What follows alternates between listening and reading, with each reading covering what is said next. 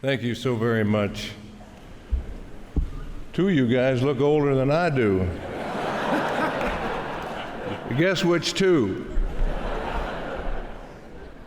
Well, they're my dear friends, and each guy has a special place in my life, really. Tom and I were business partners for over 20 years and was my teammate for, I don't know, about 11 years, I think.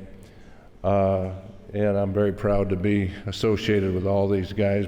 Bob Lanier played for me with the Milwaukee Bucks, and we've remained close and dear friends for our entire lives. And Chris Mullin, I got an opportunity not only to coach when he was a young player, but also get a chance to work for him when he became the general manager of the Golden State Warriors and was looking for a coach towards the end of his career, which was me. And so we got a chance to, I was his boss for a while, that he was my boss, and I cherish every moment with all you guys. Thank you very much.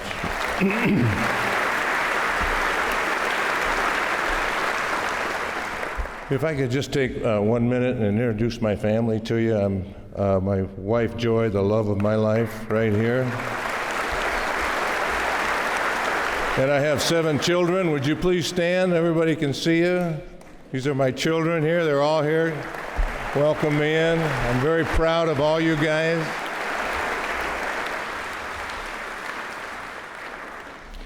Just quickly, I'll give you a history of what basketball has meant to me. And I started a little different than most people. I started out in a farm in Illinois. I went to a one-room schoolhouse. There were 9 grades. There were 6 students. I was the only kid in my class. 2 of the other students were my sisters.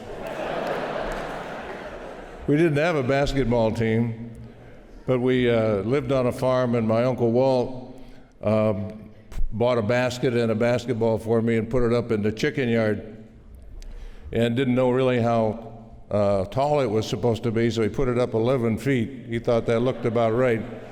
So I started shooting on a basket 11 feet tall, and I learned how to play a little bit out there. My neighbor about a couple miles down the way named Wayne Newquist came over and played one-on-one with me once in a while and out there in the chicken yard. And I remember one time he dropped his gum, thought he found it 3 or 4 times.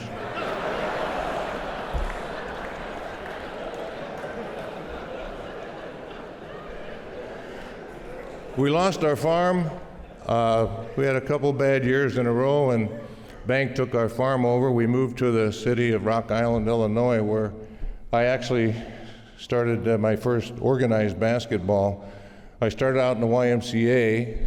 I didn't have enough money for a membership, and a guy named Bob Beal and Johnny Cates used to let me sneak in the office. And once I was in, baby, I was there all day. And when the game would come up, I remember when I first started, I was a guy that never got picked. And then once in a while, Johnny Cates would pick me, just if he felt sorry for me. But spending all day there, I learned how to find a basket by myself, learned how to play a little bit. And before the summer was over, I was the first guy picked on the team. So I got a chance to play a little bit in organized basketball. My first coach, Bob Riley at Rock Island High School, was my first great coach and influenced me certainly. Chance to go to the University of Iowa, where I played for the great Sharm Sherman, who was a mentor in my life until he died just a couple years ago. I went into the pros after that. I was 3rd team All-American and had a chance to be drafted by a team called the Chicago Zephyrs. They're now the Washington Bullets. This was way back. My team, some of my teammates are still here. Walt Bellamy was my teammate. I saw Walt not too long ago. So I started my professional basketball career in Chicago. Then out to Los Angeles after that, I got a chance to play with Jerry West and Elgin Baylor, Rudy LaRusso, and Fred Schaus was our coach. Got a chance to get some more good, solid coaching. In Chicago, my professional coach was a guy named Jack McMahon, who ended up working for Chris and I at Golden State, was our scout, he was my first coach and really taught me how to play the game at a professional level. I ended up with the Boston Celtics not long after, and if you saw Tommy Heinsohn saying how slow I was, you should have seen him try to run. But I had a great career in Boston, and you know, when I look back on my career, I'm just the luckiest guy in the world. Get a chance, and I got waived by the Lakers, and get a chance to get a phone call from Red Auerbach, sitting home, not knowing what I was going to do. All of a sudden he said, "We're looking for a forward. Heinsohn just retired. Would you like a tryout?" I'm on the next plane. I can't wait to get to Boston. And then the guys that took me under their wing, Bill Russell, Casey Jones, Sam Jones, those guys made me feel welcome right away. I made the team. I stayed there 11 years, and Tom and I participated at my level at 5 world championships. LeBron, congratulations, way to go. I know the feeling. And I won my first one. It was unbelievable. Satch won, of course, many more than that before I got there. But I had participated on 5 world championship teams. And when I retired after 11 years, not knowing exactly what to do at 36 years old and a professional athlete, I got a telephone call from Wayne Embry, who said that he was looking for an assistant coach in Milwaukee to go alongside of Larry Costello. And would I like the job? I'm on the next plane to Milwaukee, and Larry and I hit it off. He was a great guy, and I learned an awful lot in a short period of time for Larry Costello until he resigned and left me with the job. We were 3-17 at the time, and Larry resigned, and we had a game in 2 days. And our new owner, Jim Fitzgerald, asked if I would take the team over. He said, "We got to get somebody out there." I said, "Jim, I'm not ready to be a head coach." He said, "Well, give it a try. If it doesn't work out at the end of the year, we'll talk about it and see how it all works out." Well, 11 years later, I was still there and had some great teams in which Bob Lanier participated in some of them, and I had some unbelievable players there. Think in terms of Sidney Moncrief, Marcus Johnson, Junior Bridgman, Brian Winters, Terry Cummings, Paul Pressey, and we could go on and on. My assistant coach, Casey Jones, not many people remember that, went on to Boston and won championships as a coach. Del Harris, who's here tonight with us, was my assistant coach in Milwaukee. And Fitz went on to bought the Golden State Warriors and was looking for a coach. And I ended up going out there and joining him.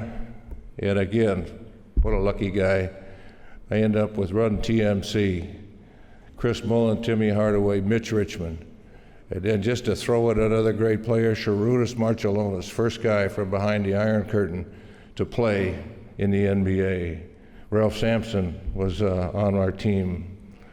Assistant coaches there, and I give a lot of credit to Mike Schuler, my son Donnie Nelson, and Greg Popovich, who got stuck in Chicago and would love to have been here with us tonight, and got stuck in Chicago on a flight. Then there was a World Championship, and I got a chance to coach Reggie Miller in the World Championship. We played in Toronto. We won a gold medal, so we know that feeling too, LeBron. And that's a very special feeling when you can do something for your country. They called us Dream Team 2, and my assistants there, Rick Majerus, who is having some physical problems at this particular time. We'll make sure we light a candle for him, say a prayer for Rick Majerus, if you would. And Don Chaney was my assistant coach, another teammate with the Boston Celtics. Got a chance to go to Dallas, Texas, after a cup of coffee in New York City, which we'll try to forget. Ended up coaching Mike Finley, who is here with us, Steve Nash, and Dirk Nowitzki. Again, my assistant coach is my son, Donnie Nelson. If you ever get a chance to work with your son, do it. What a great privilege. Dale Harris, Avery Johnson, my assistant coach, among others. And again, towards the end of my career, as I mentioned, Chris Mullen gave me a call when my career was over there and asked if I'd come and coach the Golden State Warriors for him. He was looking for a coach. I got a chance to work with Chris. Rod Higgins was there. And then what an exciting time we had there when we beat the Dallas Mavericks in the playoffs. Steve Jackson, Baron Davis, Monte Ellis, Steph Curry, just a great opportunity to coach some great young guys. My assistants there deserve a lot of credit. Certainly Larry Riley, Key Smart, Steven Silas, Russ Turner, most of them are here tonight, Scott Roth, great young talent. Most of those guys have gone on and become head coaches and have already been successful in their time in the NBA. I have so many people to thank.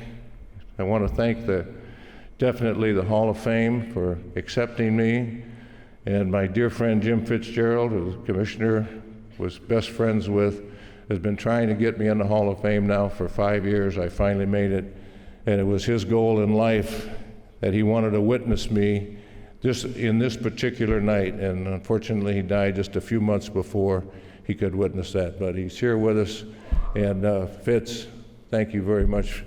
You've been probably the most important man in my entire life, and I appreciate you and everything you stand for.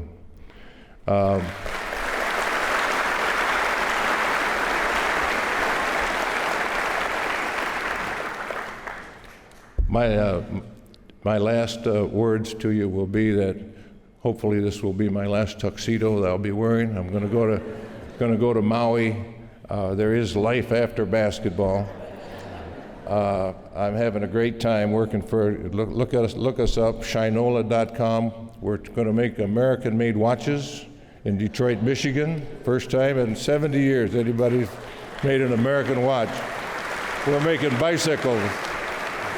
Come on and have a cup of coffee on Maui with me. I'm in a little town called Paia. I got a coffee shop there and some shaved ice. Come on down and we'll enjoy it. Thank you very much.